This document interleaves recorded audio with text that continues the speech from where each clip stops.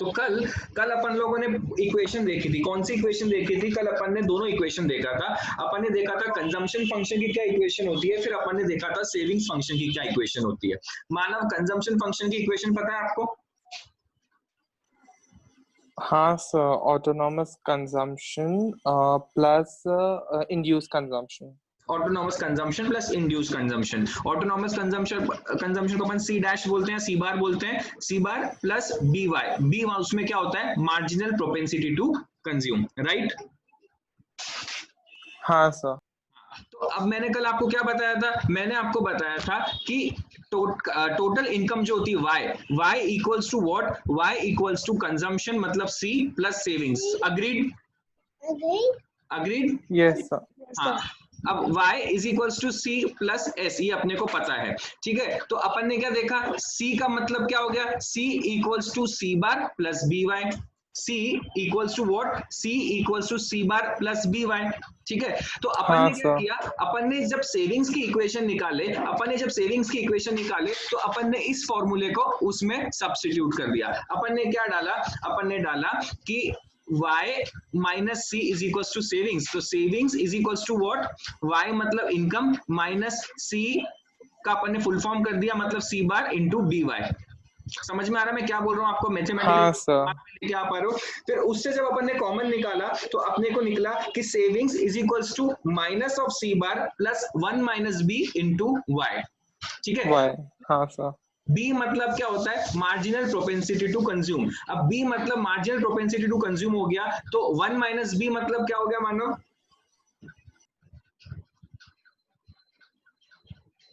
Marginal propensity to save. अपन ने क्या देखा था? Sir one minus b saving हुआ ना, marginal MPS. Propensity to save, MPS. हाँ वही एमपीएस। तो हाँ एग्जैक्टली, एमपीसी प्लस एमपीएस जब 1 होता है तो 1 माइनस एमपीसी मतलब एमपीएस और 1 माइनस एमपीएस मतलब एमपीसी। ये अपना बेसिक मैथ्स का लॉजिक है। यहाँ हाँ सर। आपको क्लियर है? आप ये यस कौन सा sir. Aggregate demand, aggregate supply वाला है बेटा।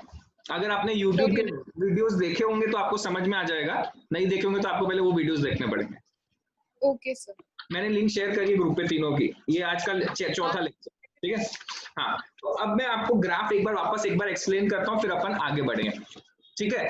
ग्राफ खोलेंगे सब लोग, पेज 99 पे हूं मैं। ग्राफ में देखो, अपन लोग सबसे पहले ग्राफ को ब्रेक करेंगे। इसमें इन्होंने सारे ग्राफ आपको एक साथ दे दिया, तो अपन वैसे नहीं करेंगे, अपन लोग ग्राफ को ब्रेक करेंगे। ग्राफ को ब्रेक करेंगे तो अपन ने क्या देखा? सबसे पहले कि ऊपर वाला ग्राफ है वो आपका कंजम्पशन एक्सपेंडिचर का ग्राफ है, और नीचे वाला ग्राफ है वो कौन सा है? नीचे वाला ग्राफ आपका सेविंग्स का ग्राफ है। अच्छा, महक कटारिया आवाज आ रही बेटा?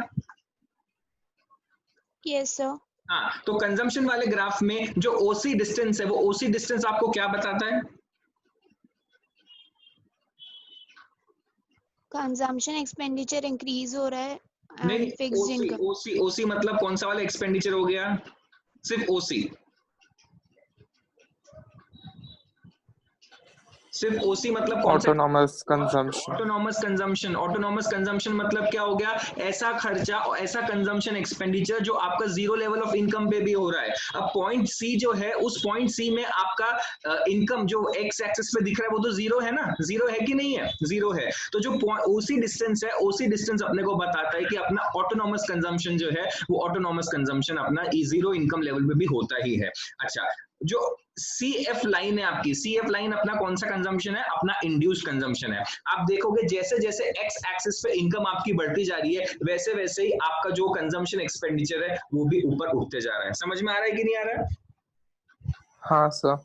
इसका मतलब क्या हो गया? ऑटोनॉमस कंजम्पशन आप कुछ भी इनकम लेवल ले लो, आपको उतना तो वो पॉइंट का वही पॉइंट पे रहेगा। और इंड्यूस कंजम्पशन जैसे जैसे आपकी इनकम बढ़ेगी वैसे वैसे आपका इंड्यूस कंजम्पशन एक्सपेंडिचर इन्फ्लुएंस होते हुए ऊपर बढ़ता जाएगा। ये वाला पार्ट सबको क्लियर है? हाँ सर।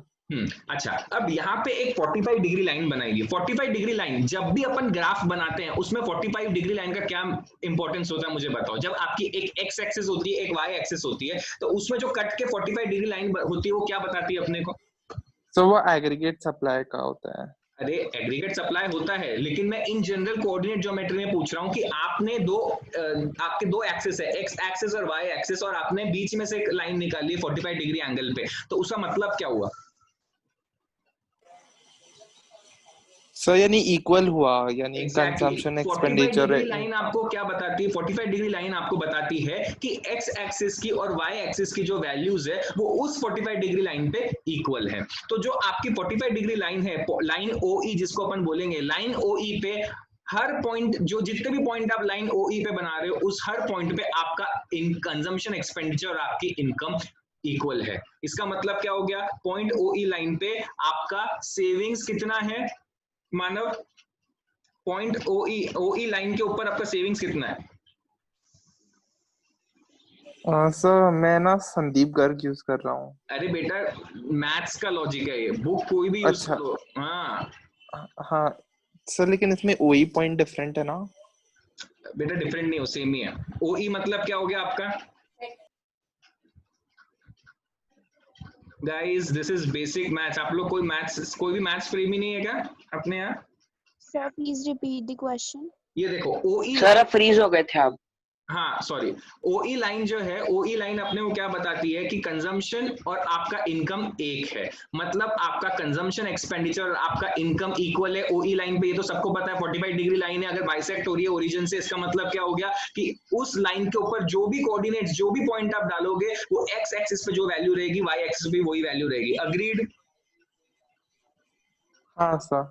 हाँ, Yes, तो sir. इसका मतलब क्या हो गया? ओई लाइन जो रहेगी, उस थ्रू आउट उस ओई लाइन आपका सेविंग्स कितना रहेगा? थ्रू आउट उस ओई लाइन बेटा, जब कंजम्पशन और आपकी इनकम इक्वल है तो सेविंग्स कितना होगा? आप जितना कमा रहे हो उतना कंज्यूम कर रहे हो तो सेविंग्स कितना होगा?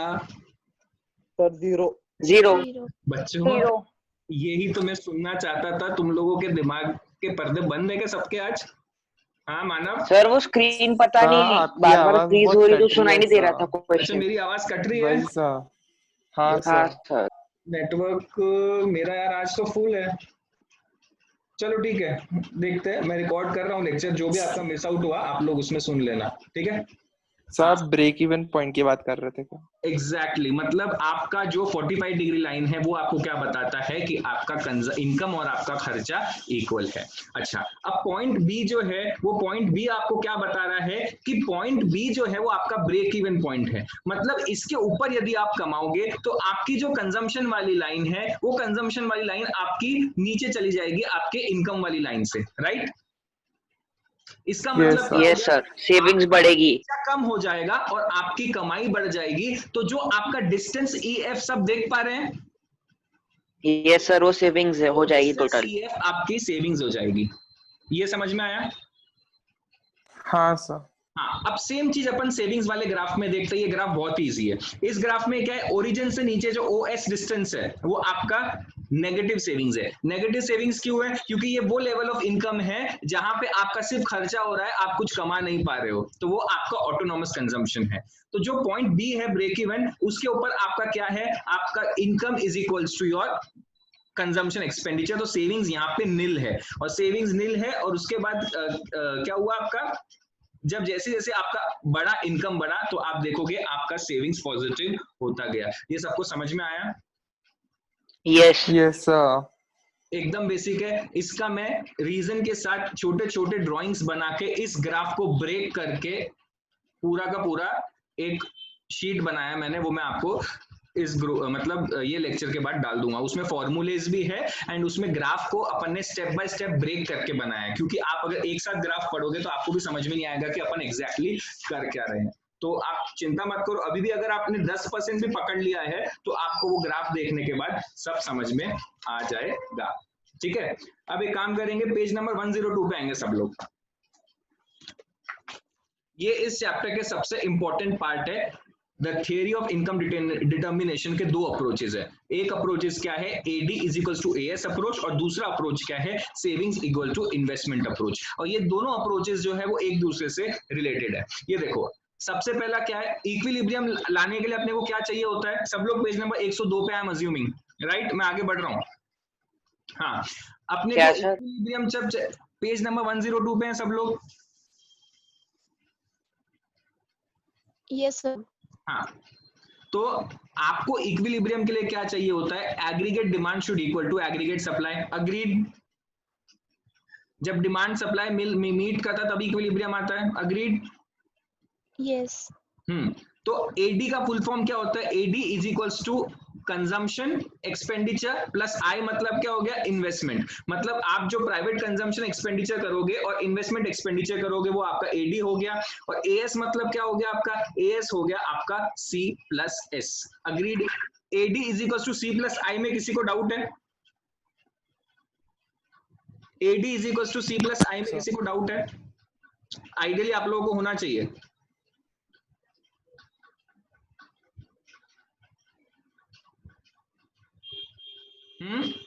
किसी को डाउट है? अपन ने फर्स्ट चैप्टर पे क्या पढ़े थे? Aggregate demand equals to what? Consumption expenditure plus आपका इन्वेस्टमेंट एक्सपेंडिचर प्लस गवर्नमेंट ने जो आपके लिए किया है वो प्लस नेट एक्सपोर्ट्स जो है आपके वो. लेकिन यहाँ पे इन लोगों ने सिर्फ कंजम्पशन एक्सपेंडिचर और इन्वेस्टमेंट एक्सपेंडिचर लिया है. गवर्नमेंट एक्सपेंडिचर और वो क्यों नहीं लिया? यहाँ पे कौन बताएगा मुझे? सर अजम्पशन होता है ना वो तो कि हम चैप्टर के एग्जैक्टली इस चैप्टर के शुरुआत में अपन ने अजम्पशन पढ़ा था कि कोई गवर्नमेंट नहीं है और कोई फॉरेन एंटिटी यहाँ पे इन्वॉल्व नहीं है. टू सेक्टर मॉडल फॉलो करते हैं. नेट एक्सपोर्ट्स वाला एलिमेंट भी यहाँ काम नहीं करेगा. और गवर्नमेंट है तो गवर्नमेंट जो आपको free of cost service provide करती है उसका खर्चा भी यहाँ पे इंक्लूड नहीं होगा. क्यों इंक्लूड नहीं होगा? क्योंकि अपन ने अजम्पशन लेके रखा था. अच्छा, मैंने ये चीज आपसे पूछी क्यों? क्योंकि ये आपको हाई ऑर्डर थिंकिंग स्किल्स के चलते क्वेश्चन आपको मल्टीपल चॉइस में 1 मार्क के लिए 2 मार्क के लिए पूछ लिया जाएगा कि जब एडी इन 4 चीजों का सम होता है तो अपन इनकम डिटर्मिनेशन के टाइम सिर्फ एडी को सी प्लस आई क्यों लेते हैं. तो अपने को हर चीज का लॉजिक पता होना चाहिए बेटा. ठीक है. Next, AD is equals to C plus I and AS is equals to C plus S. C plus S मतलब क्या? Consumption expenditure plus savings. अच्छा, AD is equals to C plus S क्यों होता है? मुझे मानव ये बताओ. AS is equals to C plus S क्यों है? सॉरी, महक कटारिया. एग्रीगेट सप्लाई आपका कंजम्पशन प्लस सेविंग्स क्यों है? कौन बताएगा?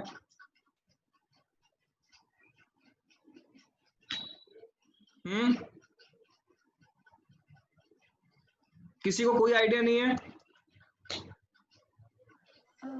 सर क्योंकि इनकम जो होती है वो इधर अपन कंज्यूम करते हैं या सेव करते हैं. एग्जैक्टली देखो, एंड हाँ अपन ने पढ़ा था aggregate supply is equals to national income, right? Yes sir. And अपन ने एक चीज और पढ़ी थी कि नेशनल इनकम को या तो आप सेव कर सकते हो या तो आप कंजम्पशन एक्सपेंडिचर कर सकते हो. तो आपको यदि नेशनल इनकम निकालनी तो C प्लस S कर दोगे तो आपको नेशन की इनकम नहीं मिलेगी एग्रीगेट सप्लाई पर्पसेस के लिए. हाँ सर मिल जाएगी. एग्जैक्टली. तो जब अपने को चाहिए रहता है इक्विलिब्रियम तो अपन को क्या चाहिए? AD is equals to AS. इसका मतलब C plus I should equal to C plus S. इसका मतलब C कैंसिल हो जाएगा क्योंकि आप जब अपने बॉडमास रूल लगा के इक्वेशन से इस पार लेके आओगे तो C minus C plus I is equals to S हो जाएगा. इसका मतलब आपका I is equals to S वाली कंडीशन भी मीट हो जाएगी. तो इसी तरह से आप ADAS अप्रोच से सेविंग्स इन्वेस्टमेंट अप्रोच तक जा सकते हो. सबको समझ में आया? पीयूष समझ में आया बेटा? यस. पीयूष ने कुछ नहीं बोला आज. क्या हुआ बेटा? मेरे को अभी आवाज नहीं है आपकी. Piyush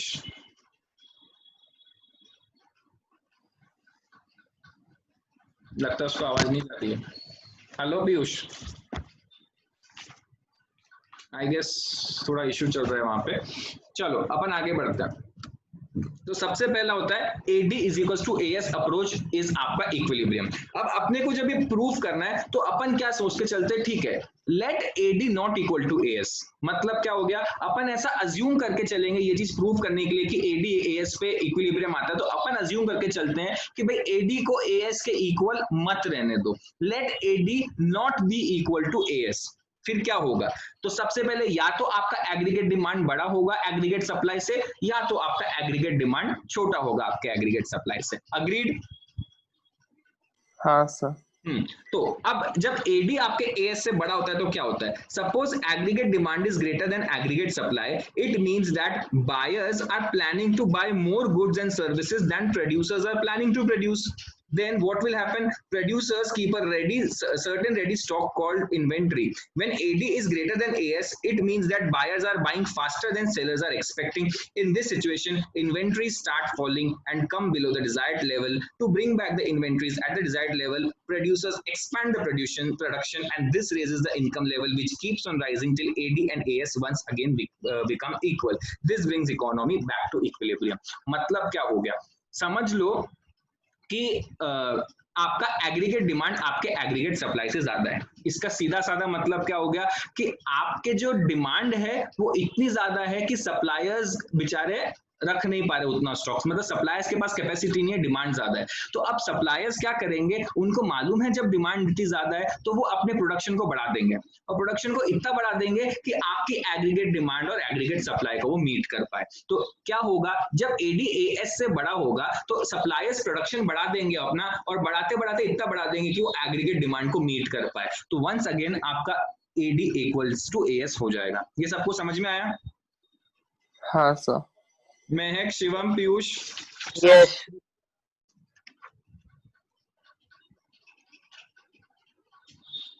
Yes, sir. Okay. अब what happens when AS आपका aggregate supply जो है, आपका aggregate supply is greater than your aggregate demand. Now suppose AD is less than AS. It means that buyers are planning to buy less than what sellers are planning to produce.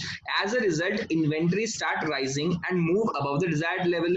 As a result, producers cut back on production and lay off the workers. This reduces the income level, that is AS. The downward trend continues till AD and AS once again becomes equal. This brings economy back into equilibrium. अब आपकी जब demand कम है और supply ज्यादा है, demand कम है supply ज्यादा है, तो प्रोडक्शन वाले वापस नया गुड्स बनाएंगे क्या? भाई जो बना हुआ है वही मेरा नहीं बिक रहा, तो मैं नया बना के क्या करूंगा, राइट? तो वो लोग अपने प्रोडक्शन में कट लेके आ जाएंगे और अपने एम्प्लॉइज को ले ऑफ कर देंगे, उनको छोड़ देंगे. तो उससे क्या होगा? आपका एग्रीगेट डिमांड जो है वो कम, उसको मीट करने के लिए वो सप्लाई को क्या कर देगा? कट ऑफ कर देगा. सप्लाई को कट ऑफ कर देगा तो आपकी नेशनल इनकम गिर जाएगी. नेशनल इनकम क्यों गिरेगी? क्योंकि नेशनल इनकम इज सीधी related to what? Your production. जब आपका प्रोडक्शन ही नहीं होगा तो इनकम गिरते जाएगी. इनकम गिरते जाएगी मतलब आपका AS गिरते जाएगा, और AS तब तक गिरेगा जब तक वो एग्रीगेट डिमांड को मीट नहीं कर लेता. एंड हेंस वंस अगेन क्या होगा?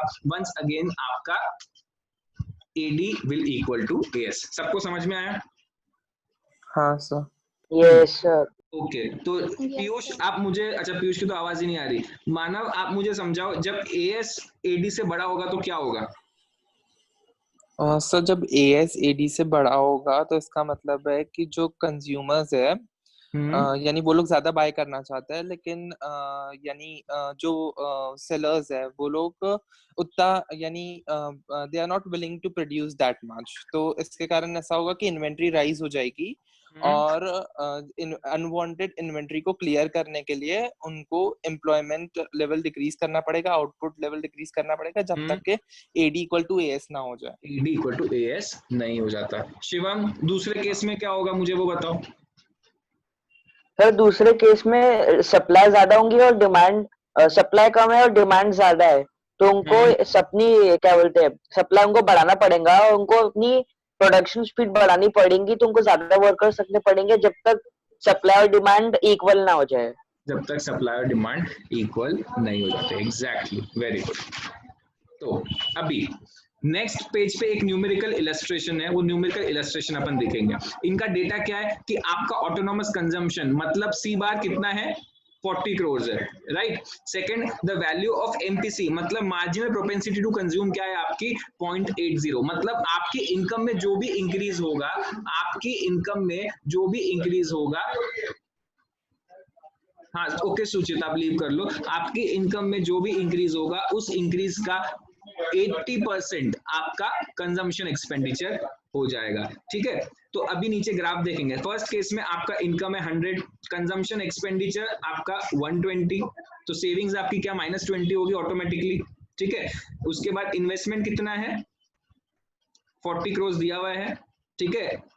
आप इसमें AD और AS देखोगे तो आपका क्या है? चेंज इन इन्वेंट्री -60 है, तो आपका इफेक्ट ऑन इनकम क्या होगा? वो इंक्रीज होएगा.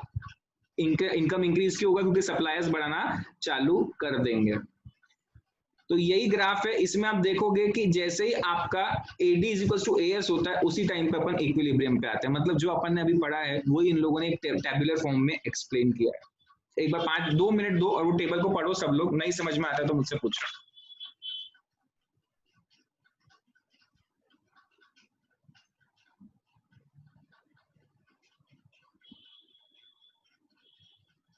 बहुत सिंपल है। Done sir. समझ गया? हाँ हाँ सर। सर। ओके चलो, अभी एक बार सेविंग्स और इन्वेस्टमेंट अप्रोच करेंगे, फिर उसके बाद अपन लोग कल दोनों का डायग्रामेटिक प्रेजेंटेशन साथ में करेंगे। मैं आपको डायग्राम स्टेप बाय स्टेप कैसे बनाना और उसमें लिखना क्या क्या वो मेरे को आपको लिख के देना पड़ेगा, ठीक है? तो अपन पहले सेविंग्स और इन्वेस्टमेंट अप्रोच चालू करेंगे। तो पेज नंबर 104 पे आओ। Savings is equals to investment approach. According to this approach, the national income is in the equilibrium at a point when planned savings equals to planned investment. What happens when saving is not equal to investment? There are two possibilities. First, savings आपका investment से कम है और savings आपका investment से ज्यादा है। तो जब आपका saving investment से less होगा तो वही आपको AS और AD, आपको ये reasoning आपको वही लिखनी है जो आपके aggregate demand और aggregate supply वाले इसमें, ठीक है? मतलब इसका इम्प्लीकेशन कुछ नया नहीं है। अपन ने क्या देखा था, अपन ने ये चेक किया था कि आपका जो फर्स्ट अप्रोच है उसी से आप सेकंड अप्रोच में आते हैं। तो सेकंड अप्रोच में भी जब आप इक्विलिब्रियम पे नहीं रहोगे तो उसके आंसर्स वही होंगे जो आपके फर्स्ट अप्रोच के, ठीक है? Okay sir. मतलब इसका आंसर वही है, आप लोग देख लोगे। मतलब मैं आपको, मेरे पास ओसवाल भी है, उसमें CBSE के कुछ टिपिकल क्वेश्चंस है जिसके आंसर्स जैसे होने चाहिए वैसे ही चाहिए। तो मैं ये चैप्टर का स्पेसिफिकली, क्योंकि ये सबसे टेक्निकल चैप्टर है अपने, इसमें मैं आपको स्कैन करके उसके इमेजेस दूंगा, ठीक है? Next, under employment equilibrium. Under employment equilibrium means equilibrium of national income at less than full employment level. At equilibrium, ex ante aggregate demand equals ex ante aggregate supply. Ex ante AD at equilibrium is called effective demand, that is purchases planned by people with means to pay. Ex ante AD is effective demand at employment equilibrium falls short of effective demand required for full employment equilibrium. This deficiency of AD causes unemployment and deflation. The principle of effective demand is that employment cannot increase without there being increase in effective demand. The objective can be achieved by increase in investment through monetary and fiscal policies. अब effective demand और effective supply का मतलब क्या होता है बच्चों, कि आपकी इफेक्ट डिमांड, अपन लोग सिर्फ अंदाजे लगाते हैं कि लोग इतना खर्च करने वाले हैं, लेकिन इन एन इफेक्ट क्या होता है कि आपकी डिमांड से तभी निकलती है कोई चीज की जब आपकी कैपेसिटी टू पे रहती है उस चीज की, ठीक है? तो कैपेसिटी टू पे सबकी इक्वल नहीं रहती है। तो उसके लिए कुछ फिस्कल मेजर्स अपन लोग होते हैं जो अपन नेक्स्ट चैप्टर में पढ़ने वाले हैं कि एक्सेस डिमांड होती है तो गवर्नमेंट क्या मेजर्स लेती है, एक्सेस सप्लाई होता है तो गवर्नमेंट क्या मेजर्स लेती है इकोनॉमी को कंट्रोल में रखने के लिए। तो अंडर एम्प्लॉयमेंट इक्विलिब्रियम मतलब वही है कि आपका जब इफेक्टिव डिमांड से थोड़ा शॉर्ट फुल एम्प्लॉयमेंट लेवल से आपका इक्विलिब्रियम जो होता है वो आपका इफेक्टिव इक्विलिब्रियम नहीं है। मतलब आपका इफेक्टिव डिमांड जो है वो फुल एम्प्लॉयमेंट एग्रीगेट डिमांड के लेवल्स का नहीं है। जो गैप रहता है that is because of under employment, ठीक है? कल मैं आपको मनी मल्टीप्लायर, ये शॉर्ट 6 मार्क का क्वेश्चन है, या तो ये आता है। हाँ सर, इसमें ना मेरे को कुछ समझ में नहीं आ रहा था पहले। नहीं, मैं आपको सब समझा दूंगा और स्टेप बाय स्टेप मैं इसका एक आंसर ही लिख के आपको डालूंगा। मतलब 3-4 चीजें मैंने लिख के रखी है वो मैं आज ग्रुप पे डालूंगा एंड कल अपन उसी चीज से पढ़ेंगे। मतलब अपने को एग्जाम में कितना लिखना है अपन सिर्फ उतना ही पढ़ेंगे, उससे ज्यादा अपन इसमें कुछ नहीं पढ़ने वाले, ठीक है? तो सर बोलो बेटा। सर जैसे ये इफेक्टिव डिमांड वगैरह आपने अभी बताया ना, तो संदीप गर्ग में उसके नीचे दिया है determination of equilibrium output under fix price model, तो ये करना है क्या? बेटा ये एज सच आपके एक्सप्रेसली कोर्स में नहीं है, लेकिन इसको एक्सप्रेसली हटाया भी नहीं गया है, तो इसमें कितना लिखना मैं आपको बता दूंगा, उससे ज्यादा मत पढ़ना। हाँ सर, क्योंकि इक्वेशन इसमें है पहले, फिर उसके बाद इसकी इक्वेशन वगैरह कुछ भी नहीं है। अगर आपके संदीप गर्ग में इक्वेशन होगा तो मत पढ़ना। ओके सर, ठीक है, वो मत पढ़ना, लेकिन इसमें बेसिक बताऊंगा। हाँ बोलो बेटा। सर मैं ये बोल रही थी कि आपने ना बिजनेस स्टडीज का बुक 1 का बता दिया था कि लाइक क्या चीज आ रहा है और क्या चीज नहीं आ रहा है, तो आप मुझे बस बुक 2 का जो फर्स्ट चैप्टर है एक्चुअली वो आ रहा है हमारे, बट हमको मैम ने क्लियरली मतलब हाँ सब मार्केटिंग आ रहा है। आ रहा है तो इस बुक का तो मैं बता दूंगा आपको। मार्केटिंग में बहुत हाँ कैंसिल हुआ है, मतलब बहुत लिमिटेड पेजेस बचे हैं उसमें अब। ठीक भैया है, एक्चुअली मेरे को क्लियरली पता नहीं है, तो आप बता दोगे तो इजी हो नहीं जाएगा। मैं अभी आप लोग को सबको एक बार मार्केटिंग तक का बता दूं। मैं सेकंड बुक एक साथ पूरी लेके बैठूंगा एंड आपको कंप्लीट करा दूंगा कैंसिलेशन। ठीक है, ओके सर। अपन लोग, मैं ये ओके लेक्चर सर। यूट्यूब पे डाल रहा हूँ और अपन लोग बाद में डिस्कस। अच्छा, आप लोग उसके बाद क्या करना, हो सकता है ये जो चैप्टर है वो इतना इफेक्टिवली वीडियो लेक्चर्स पे हो नहीं पा रहा हो, तो आप लोग जब पढ़ोगे और आप लोग को इंडिविजुअल डाउट्स आएंगे तो प्लीज मुझे इंडिविजुअली कॉल कर लेना, मुझे कोई प्रॉब्लम नहीं होगा। ठीक है, yes okay sir. Sir. Okay बेटा। Yes sir. सर एक और रिक्वेस्ट थी, बोल, मतलब मुझे ना थोड़ा सा मतलब नेशनल इनकम नहीं जम रहा है, लाइक कुछ हद तक हो गया है बट कर तो लेंगे वो कोई। नहीं जम रहा है। तो आप अब जैसे ही मतलब ये चैप्टर हो जाए उसके बाद थोड़ा सा फ्री मिले तो एक बार नेशनल इनकम रिवाइज करवा दोगे प्लीज। कॉल पे अवेलेबल रहोगे क्या? हाँ सर। आप एक काम करना, अपन पर्सनल कॉल पे कर लेंगे, ठीक है? क्योंकि चलेगा सर। अपन लोग क्या जब सबको लेते हैं ना, सबके डाउट से खिचड़ी बन जाती है, तो ना इसका हो पाता ना उसका हो पाता। नेशनल इनकम में जिसको भी डाउट है वो पर्सनली एक जैसे मानव ने भी कुछ क्वेश्चंस मुझसे पूछे थे, मैंने तुरंत उसको बता दिया था, तो वो बहुत सिंपल तरीका हो जाता है, उससे बहुत ईजियर हो जाता है, आपके स्पेसिफिक डाउट्स उसमें क्लियर हो जाते हैं। तो आप जब भी पढ़ने बैठोगे, आपको एक भी क्वेश्चन में डाउट आ रहा है, आप मेरे को फोटो खींच के भेज दो, उसका कुछ अगर बोलने जैसा कुछ रहा तो I call and let you know, और अगर लिखने से एक्सप्रेस हो जाएगा तो मैं चैट्स में बता दूंगा। ठीक है, okay sir, thank you. Okay, bye. Bye bye sir. Sir.